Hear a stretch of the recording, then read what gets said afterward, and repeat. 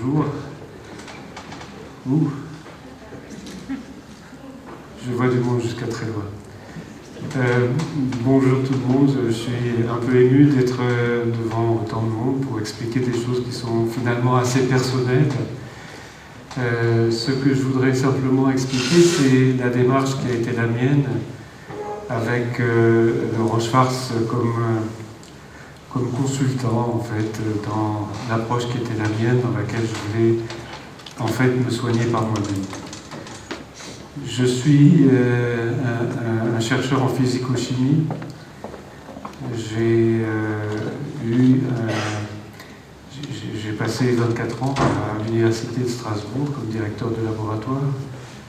Et après avoir fui pour aller sévir un peu plus à l'ouest, comme vous le savez, presque tous les Français de l'intérieur sont un peu à l'ouest. Et donc je les ai rejoints. Et pendant 12 ans, j'ai été accompagné Gérard Ferré pour s'occuper de la construction d'édifices moléculaires à toute petite taille.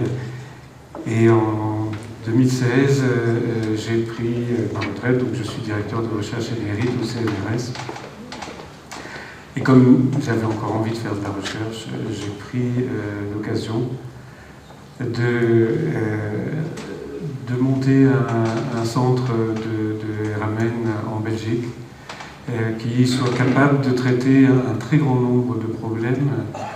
Et ces problèmes-là, en fait, consistent à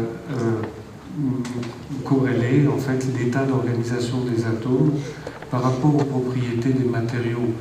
Les matériaux pouvant être toutes sortes de matériaux.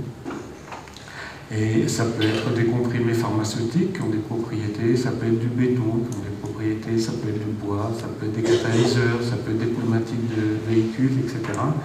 Et toute l'idée, c'est d'arriver à faire un pont entre ce qui peut se regarder au niveau des atomes et les propriétés que l'on peut observer dans leur mise en œuvre.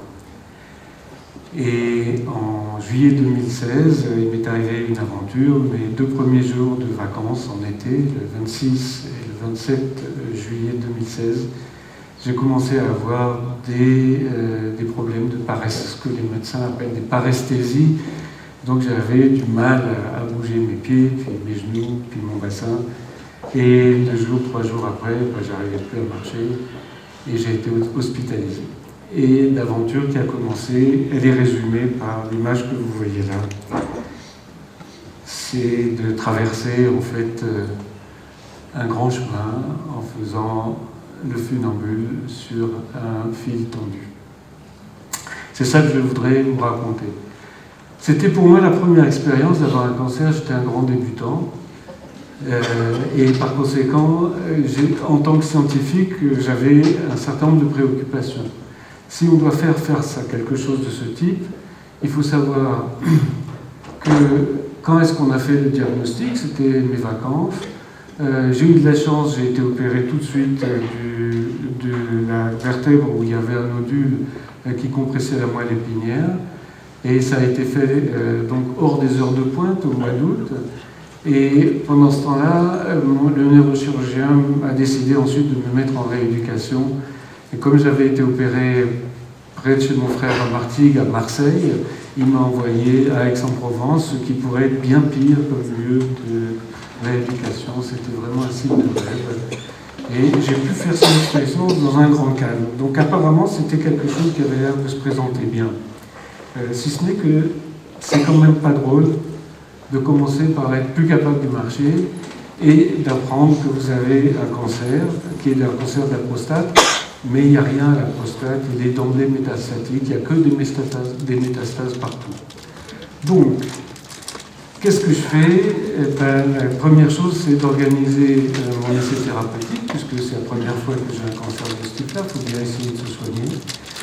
Donc réfléchir comment on peut régler un essai thérapeutique, comment on peut manager la logistique, ça c'est pas particulièrement facile, puisque tout de suite après l'opération, j'ai eu des amis allemands qui m'ont envoyé des livres sur l'alimentation cétogène. J'adhère immédiatement au principe de l'alimentation cétogène qui règle le métabolisme cellulaire de façon assez astucieuse, à condition de s'y mettre un peu dedans. Et je constate qu'à l'hôpital, il est quasiment impossible d'avoir une alimentation cétogène. En fait, on est nourri au glucose à plein pot, donc quand on a un cancer et que les cellules tumorales se nourrissent de glucose, il faut commencer à réfléchir comment on va faire.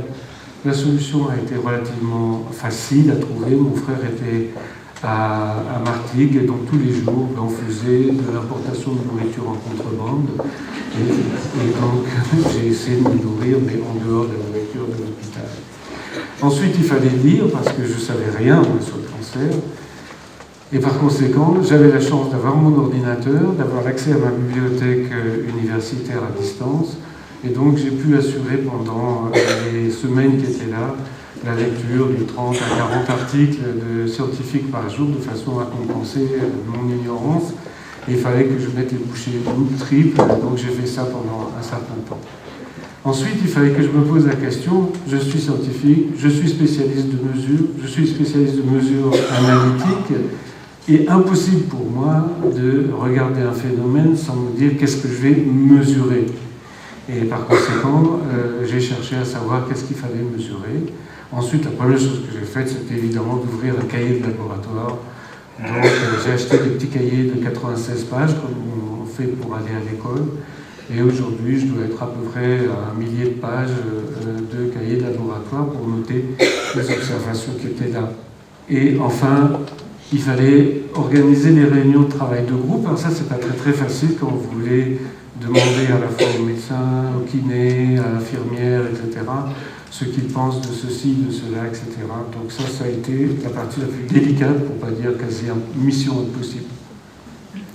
Alors, ensuite, à nouveau, j'ai essayé d'appliquer une méthode scientifique à ces choses-là. Quelles sont les questions à résoudre? Quelle est la méthode à mettre en œuvre?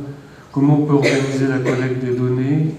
Comment on peut reporter les résultats? Comment on peut discuter les interprétations? Et à la fin, est-ce que sur le fond, on va faire ça pour publier ou pas? Ce qui est évidemment une démarche du scientifique. S'il obtient des résultats, il va les publier. Ce qui va bientôt être le cas. Les paramètres mesurés. Alors ça, j'avais un problème, c'est que d'habitude, les paramètres mesurés, eh bien, on vous indique que vous allez faire des analyses de sang et on vous demandera d'avoir ceci, cela, etc. C'est bien, mais pour moi, c'était pas très satisfaisant parce que j'aurais souhaité en fait faire les mesures le plus proche possible de ceux qui m'arrivaient à moi. Je ressens des choses dans mon corps, il y a des douleurs, il y a des gènes, il y a etc. Et donc je voulais savoir qu'est-ce qui se passait au plus près de ce que je savais faire. Bien sûr, évidemment, j'ai eu à l'hospitalisation, etc., des IRM, des PET scans, mais après, à la maison, par contre, j'ai décidé de mesurer quotidiennement mon poids, pas le PSA, que j'ai confié de façon hebdomadaire au laboratoire. C'était une demande qui était un peu particulière, les gens m'ont demandé pourquoi hebdomadaire, et là, j'ai donné ma réponse de spécialiste. On ne peut pas étudier les phénomènes sans avoir une fréquence de mesure qui soit très élevée. Pourquoi? Parce qu'il faut pouvoir faire la différence dans une courbe entre l'évolution qui est due à un phénomène et l'évolution qui est due au bruit. Il y a toujours du bruit dans les mesures. Et donc il faut savoir mesurer le bruit pour pouvoir faire la différence avec les phénomènes, sinon on peut se raconter toutes les histoires qu'on veut. Ensuite, mesurer le pH urinaire. J'ai mis un petit système avec un pH mètre, un verre à côté des toilettes, et chaque fois que je vais faire pipi, je mesure mon pH. On mesure la glycémie le matin, l'acétonémie le soir, le potassium et le magnésium, pas si facile que ça à mesurer tous les jours, mais pour ceux que ça intéresse, j'ai trouvé une méthode qui était très facile, avec un seuil en fait. C'est pas une mesure très précise, mais dès que j'ai des crampes, j'ai pas assez de potassium, et dès que j'ai des tensions qui passent pas, j'ai pas assez de magnésium. Donc avec ça, ce sont des mesures un peu grossières, mais elles sont très suffisantes pour pouvoir noter dans son cahier où est-ce qu'on en est, etc. Ensuite, de temps en temps, il vaut mieux demander la mesure en albumine, et quelquefois, une fois par mois ou 2 mois, les analyses de sang que votre médecin traitant qui vous suit vous recommande. Par contre, évidemment, il y a une chose qui est très intéressante, c'est de mesurer les douleurs. Mais là, c'est désespérant, quand on est à l'hôpital, etc. On vous demande, dites-moi les douleurs entre 0 et 10. Et à chaque fois, je pose la question, est-ce que vous parlez des douleurs neuropathiques, inflammatoires, musculaires, osseuses, viscérales, rétention d'eau, psychiques, narcissiques, etc. Et évidemment, je n'ai pas de réponse, donc j'ai du mal à donner une réponse entre 0 et 10. Alors maintenant, voilà un petit peu le type de résultat sur lequel j'ai travaillé. J'ai un marqueur qui est un marqueur assez spécifique quand il s'agit du cancer de la prostate, qui est le prostate spécifique antigène, PSA. Et voilà ce que l'on peut obtenir quand on porte en fonction, donc ça c'est des mesures tous les 8 jours, hein, et en fait je vois que j'ai dans l'ensemble une décroissance de ces points-là. C'est une décroissance, donc ça me rassure un peu, et je me dis ça va bien, etc. Pas du tout. En fait, si vous faites ce genre de mesures et que vous en restez là, vous n'allez pas apprendre grand-chose. En fait, il y a beaucoup de choses à faire avec ces données, et c'est typiquement ce qu'aujourd'hui les chercheurs qui travaillent en ce qu'on appelle Big Data disent. Il y a les données d'un côté et il y a l'information de l'autre côté. Et là, vous avez des données, mais vous n'avez pas d'information. Donc voilà ce que j'ai fait pour arriver à avoir de l'information et me comporter avec. D'abord, je vous donne les données telles qu'elles se font. C'est une mesure quotidienne de mon poids. Donc vous voyez que j'ai tout au début de l'opération, je perds presque 9 kilos. Et ensuite, je récupère les choses, puis après, j'ai une montée de poids. Et en fait, c'est une montée de poids qui est due, j'ai pas fait attention, avec les suppléments alimentaires, avec toutes les choses comme ça. Il y a beaucoup de sodium dedans. Et derrière le sodium, j'ai de la rétention d'eau. Donc dès que je m'aperçois de ça, j'arrête de prendre du sel dans mon alimentation, j'essaie de diminuer au maximum le sel partout, je bois un maximum, et finalement le poids revient à peu près à l'équilibre. Et après, je m'aperçois aussi que je peux, du point de vue cétogène, augmenter ma cétonémie, et à partir de là, je vois que j'ai une prise de poids. Donc effectivement, j'améliore ma cétonémie, mais comme j'ai pas assez de dépenses physiques, je prends du poids. C'était une idée modeste, donc pour l'instant, j'essaie de récupérer ces choses-là. Ça s'appelle pouvoir prendre des décisions, parce qu'on a des informations qui sont suffisamment parlantes. La variation de mon pH urinaire, donc le pH urinaire, il faut le regarder de deux façons, soit la variation dans la journée, soit la variation en prenant la valeur moyenne de la journée en fonction des jours. Il semble que c'est un peu bruité. Ça, c'est parce que c'est la courbe qui est sur toute l'échelle de temps. Par contre, si vous regardez des expansions là, sur 3 ou 4 jours, vous allez voir énormément d'informations qui vont dire « Ah, quand j'ai eu ci, c'est corrélé à mon acidité, etc. » Et il faut faire très attention à avoir une acidité qui ne reste pas dans le domaine de l'acidité des cancéreux, c'est-à-dire aux alentours de 5, 5,5. Il vaut mieux ramener en permanence son pH vers 7, 7,5. La glycémie, ça m'a permis de comprendre deux choses. La première chose, j'en parlerai plus en détail tout à l'heure. Vous voyez que tout au début, j'ai à un moment un pic de glycémie, je passe en hyperglycémie, ce qui n'est pas bon du tout pour un cancéreux qui, quand on lui met du glucose, s'il a une hyperglycémie, ça veut dire qu'il va bouffer du glucose à toute allure. Donc en fait, ça c'est pas bon. Il se trouve que, comme je l'expliquerai tout à l'heure, c'est quelque chose qui a été provoqué à l'hôpital par l'utilisation de corticoïdes et de glucose dans les perfusions, un mélange qui est à éviter. Ensuite, vous voyez, sur cette courbe-là, j'ai fait superposer le démarrage de mon utilisation du dioxyde de chlore, et vous voyez que j'ai des variations qui sont relativement lentes de ma glycémie, mais que dans tous les cas, je reste à peine en dessous de 1, je passe au-dessus de 1, donc je n'ai pas une glycémie qui est très très basse, alors que j'ai une alimentation cétogène qui normalement devrait être très basse. Donc ce n'est pas forcément parce qu'on a une alimentation cétogène assez forte qu'on va chuter en glycémie, donc il ne faut pas forcément avoir peur de ne plus avoir de glucose quand on est en alimentation cétogène, vous le voyez ici. Ensuite, j'ai mesuré tous les jours ma cétonémie, et j'avais un peu de mal avec l'alimentation cétogène, en fait, à passer en ce qu'on appelle la cétose, c'est que le foie change de régime, au lieu de travailler avec le glucose pour faire de l'énergie, il travaille maintenant avec les lipides, et ça c'est la cétose. Et finalement, quand j'ai commencé à monter mes lipides, comme je vous ai dit tout à l'heure, j'ai pris du poids, mais j'ai en même temps monté ma cétonémie. Donc on est capable de moduler cette affaire-là de façon précise lorsqu'on a des mesures et qu'on peut s'y fier. Voilà. Alors il y avait un certain nombre de paramètres. Il faut faire un peu attention aux mesures, le glucose le matin à jeun, bien sûr, la cétonémie de 2 à 4 heures après les repas. En tout cas, c'est comme ça que moi j'ai expérimenté, en mesurant plusieurs fois jusqu'à ce que je m'aperçoive à peu près où est-ce qu'était le domaine. Et ensuite, quel est le rapport glucose sur cétose, sur cétone qui est optimal? Aujourd'hui, ce que disent les gens comme le professeur Tom Seyfried aux États-Unis, il vaut mieux avoir un rapport inférieur à 1 entre glucose sur cétose, c'est-à-dire que vous avez vraiment l'énergie qui est fournie par les lipides et pas par le glucose. Moi, je ne suis jamais passé en dessous de 1, sauf peut-être un jour ou deux. Je suis presque toujours resté aux alentours de 2, entre 2 et 3. Et Tom Seyfried dit les gens qui sont en fonctionnement glucose, en fait, eux, ils sont aux alentours de 40.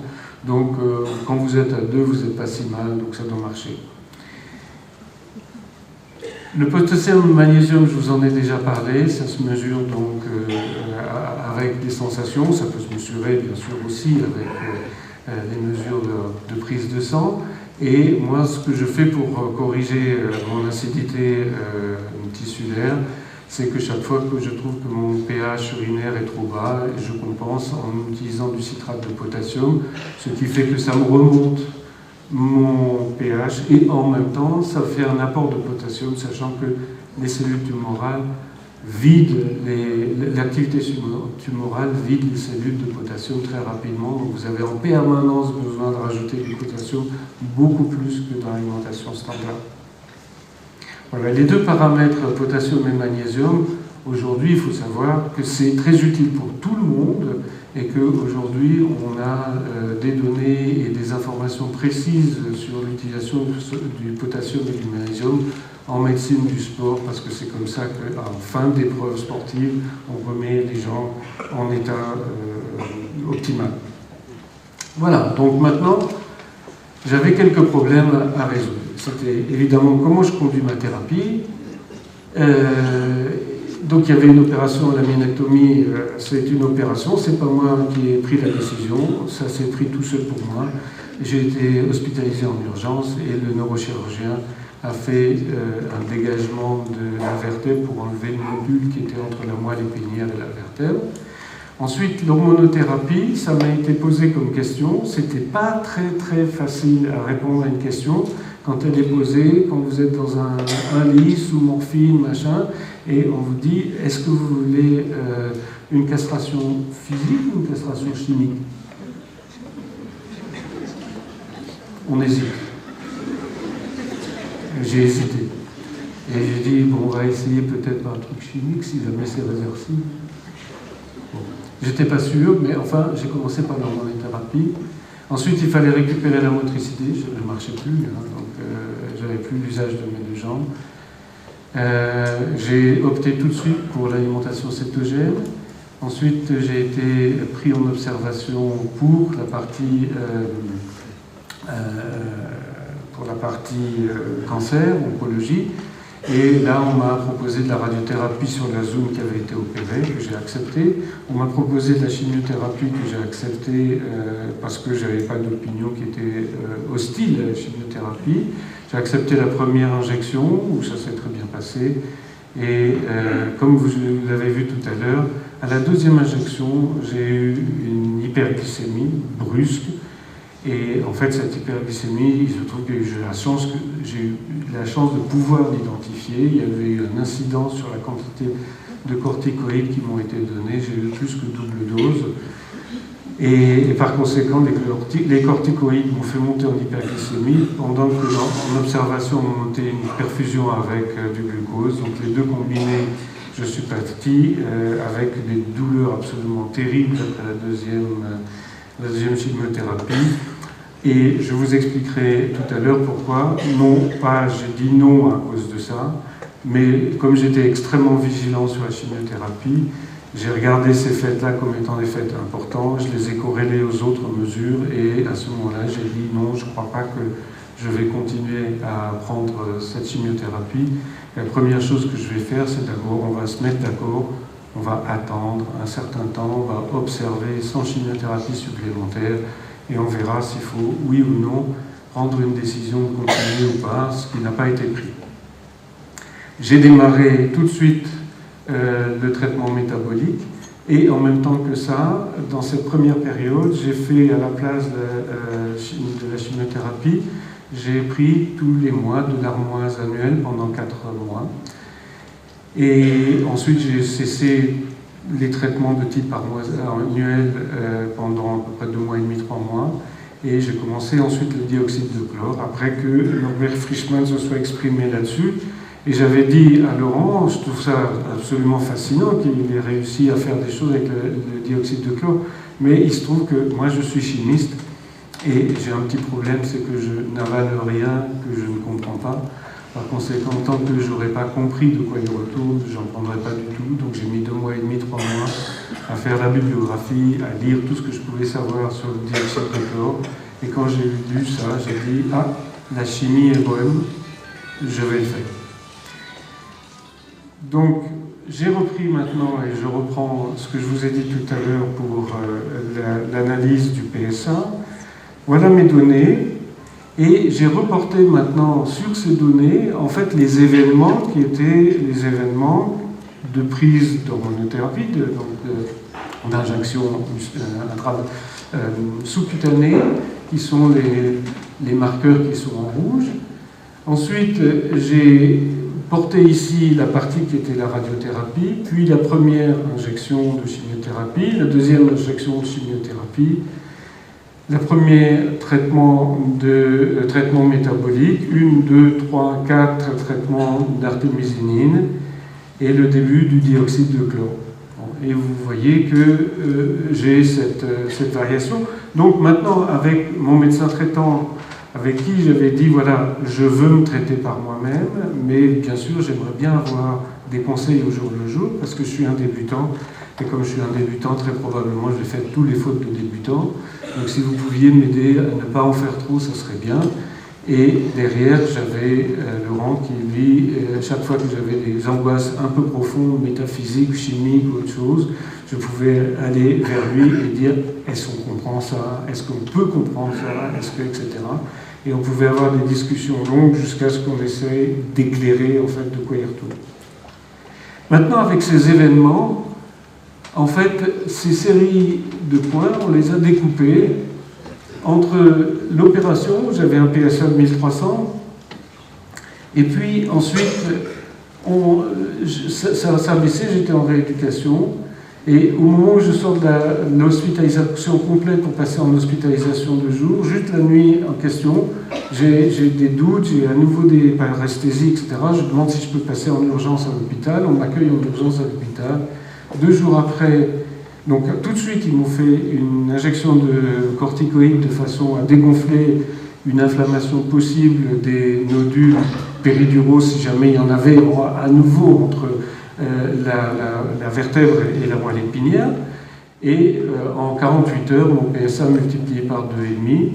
Et puis ensuite, il y aura la radiothérapie, les 2 chimios, et vous voyez que ça baisse, mais que ça stationne à une valeur de PSA qui est très élevée.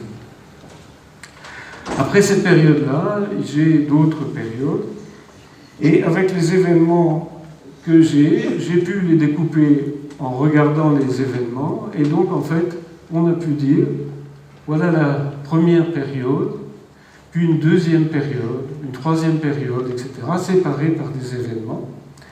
Donc les événements, il fallait les discuter avec le médecin traitant, dire est-ce que c'est pertinent, pas pertinent, est-ce que je me raconte une histoire ou pas, etc. Donc il faut essayer de clarifier un peu les choses. Pareil, Laurent est mis à épreuve à chaque fois pour dire c'est correct, ça, non, c'est pas correct, bon, j'ai dit une bêtise, je suis désolé, voilà, bon, je ne ferai plus la prochaine fois. Voilà, s'il y a une prochaine fois. Et maintenant, qu'est-ce qu'on fait avec ces données ? Eh bien, tout simplement, moi, ce que j'ai fait, c'est que je les ai simulées. J'ai dit, voilà ce qui se passe. Si jamais j'ai une réaction de diminution de mon PSA, j'ai une diminution de la concentration des protéines qui sont caractéristiques, Et donc avec une seule courbe théorique, j'ai pu décrire avec 2 paramètres ce segment, ce segment, ce segment, ce segment, ce segment. Et puis là, il s'est passé quelque chose d'autre qu'on regardera un peu plus en détail. Ce qui veut dire maintenant qu'il existe une espèce de phénomène assez simple où on n'a qu'un seul paramètre de décroissance et ensuite l'efficacité de ce paramètre se mesure au palier auquel on bloque en quelque sorte. Donc l'hormonothérapie m'aurait amené probablement à 0 assez rapidement. Il y a eu quelque chose dont je ne connais pas bien l'origine, mais quand ces douleurs-là se sont manifestées, le fait d'avoir été à l'hôpital m'a fait sauter le PSA très haut. Et quand ça a baissé avec des traitements qui sont des traitements très très sévères, qui sont très puissants, en fait ça bouge quasiment plus. Donc ma remarque au docteur qui s'occupait de moi, c'est de dire je ne comprends pas qu'avec des médecines très puissantes, on ne puisse pas avoir des effets très rapides. Ça ne sert à rien d'être très puissant si on ne peut pas avoir des effets rapides. Ça, c'est la première chose. La deuxième chose, c'est qu'en fait, il y a un truc qui est incompréhensible, c'est que le palier soit si haut. Donc ça veut dire que j'ai bien quelque chose qui décroît, mais il ne veut pas décroître pour aller à 0, et donc il y a quelque chose qui monte, en quelque sorte, et qui donne le palier. Donc mon interprétation aujourd'hui, c'est une interprétation que maintenant j'ai fini par comprendre, mais à l'époque je n'étais pas très très sûr de moi, c'est tout simplement l'effet combiné des corticoïdes en continu et du glucose. Les corticoïdes sont très utiles, mais ils ne sont pas très utiles quand ils sont en continu. Par contre, ils sont très utiles quand ils sont en flash. On a besoin d'un seul coup de quelque chose qui recule, donc les corticoïdes ont leur place. Maintenant, dès qu'ils sont utilisés en continu, c'est maladroit, parce qu'en fait, on met le corps en hyperglycémie, et par conséquent, on se trouve à avoir trop de glucose dans le sang, et donc on nourrit à toute allure les cellules tumorales, et c'est une des causes de faire flamber des cancéreux qui, en quelques semaines, disparaissent parce qu'ils ont un système qui leur fait flamber les cellules tumorales. Malheureusement, ces choses-là sont passées réglementaires, et dans pratiquement tous les hôpitaux, les choses sont passées avec cette réglementation-là. Une fois que je dis non et que j'arrête, je vois que j'ai, par paliers successifs, qui correspondent ici, là, à des prises d'artémisinine, je vois que j'ai des espèces de marches d'escalier qui suivent exactement la même règle qu'il y a au-dessus. Et puis si je regarde maintenant de façon détaillée la partie finale, j'étais très content d'arriver ici parce que j'avais beaucoup moins de douleurs, etc. Et comme je suis à la fois directeur émérite et que mon groupe est à Versailles et que je suis professeur en Belgique, donc je faisais des allers-retours une semaine l'autre, mais pendant tout ce temps-là, j'ai pu travailler à distance. À partir de là, je me dis « Ah, c'est super, je vais pouvoir faire des allers-retours ». Évidemment, comme un débutant, je ne fais pas bien le calcul que les efforts, c'est pas bien parce que ça fait de l'acide lactique et que l'acide lactique, c'est tout à fait propice à faire se développer les cellules tumorales. Et donc, je vois une remontée très forte de mon PSA.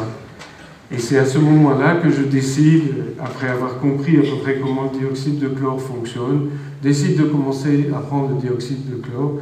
Et vous voyez qu'il y a une variation qui est quasiment linéaire ici, de la partie PSA, pour devenir, après un petit moment, une oscillation très gentille, qui se poursuit avec une période de 36 jours, et qui, elle, a une grosse différence avec toute la période précédente, c'est que vous voyez ici, on a un truc, mais il y a un peu de bruit dessus.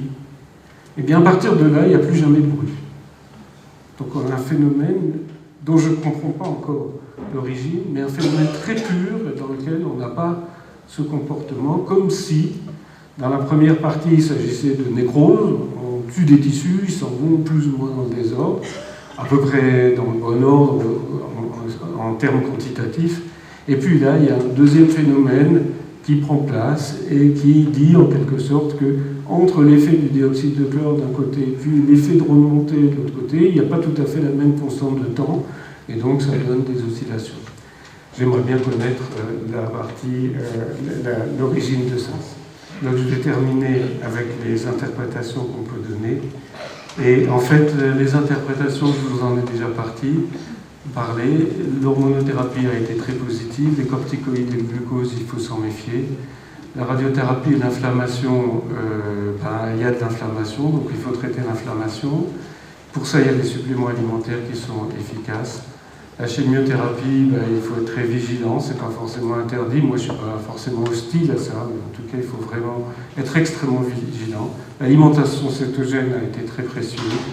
Le traitement métabolique aussi, et les oxydants, donc l'artémisinine et le dioxyde de chlore ont joué un rôle efficace. Et maintenant, vous voyez que je continue un peu, et malgré ce que, je ne sais plus où est-ce qu'elle est, Elisa avait écrit dans les DNA, je ne suis pas un ancien patient, parce que je suis encore sur le fil et je joue encore au funambule. Donc il y a encore du travail à faire pour réellement guérir du cancer, mais en tout état de cause, le cancer a été mis sous contrôle. Et je vous remercie de votre attention.